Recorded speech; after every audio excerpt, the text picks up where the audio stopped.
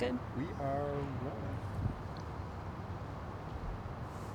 Yeah. Okay. Okay. First off, can you just tell us your name and what you do? Yeah, so my name's AbbyTobin, and I'm the White Nose Syndrome Coordinator for Washington Department of Fish and Wildlife. Awesome. And so I coordinate with our state, federal, tribal partners and nonprofits to respond to white nose syndrome in the state. So can you describe for us what you're doing this morning? Yeah, so we are receiving bat carcasses from the public.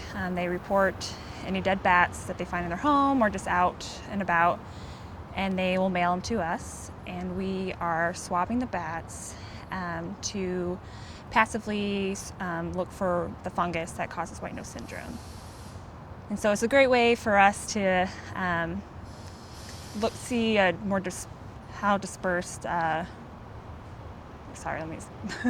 How widespread the disease can be in our state, because we are getting samples from all over the state, not just around the initial case. We're just getting from everywhere. So it's a great way to get good coverage of our state.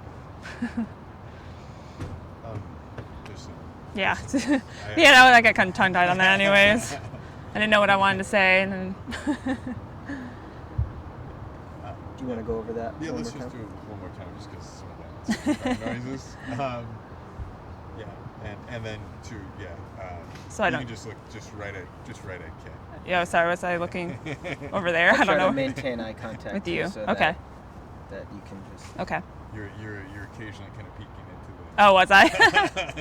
Subconsciously. You wanted to do a selfie. I Yeah. could tell. I think I'm just watching people behind you, actually. It's a little distracting. So I don't know what that is.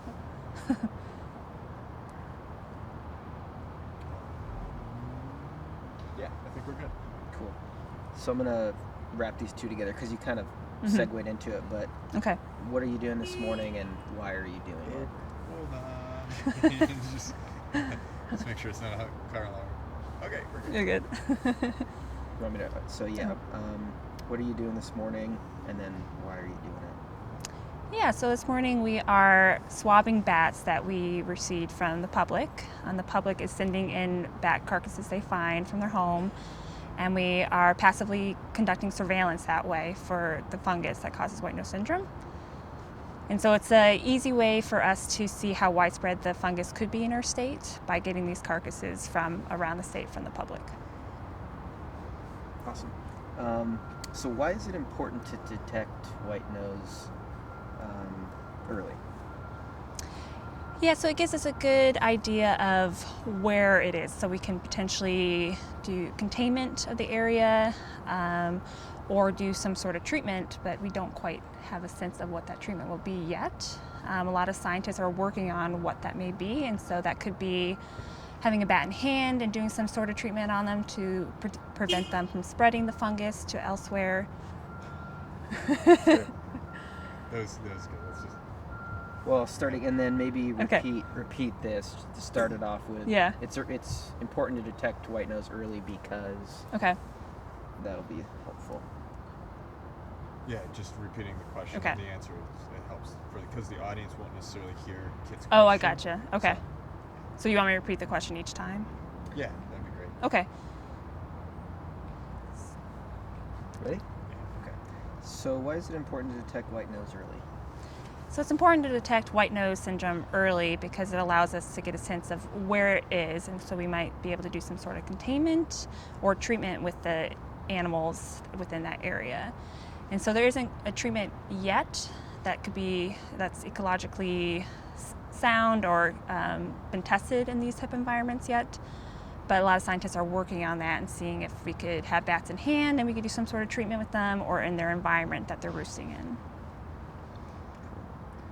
So in a few sentences, what exactly is white nose syndrome? So white nose syndrome is a disease caused by a cold-loving fungus that's affecting hibernating bats. What you said a Cold-loving fungus. Oh, cold-loving. Do you want me to get rid of that? Maybe, yeah. Could that confuse people? Well, let's just try like a couple different. Let's try it again, Sure. just a different way, just to make sure we have one. Okay. So briefly, what is white nose syndrome?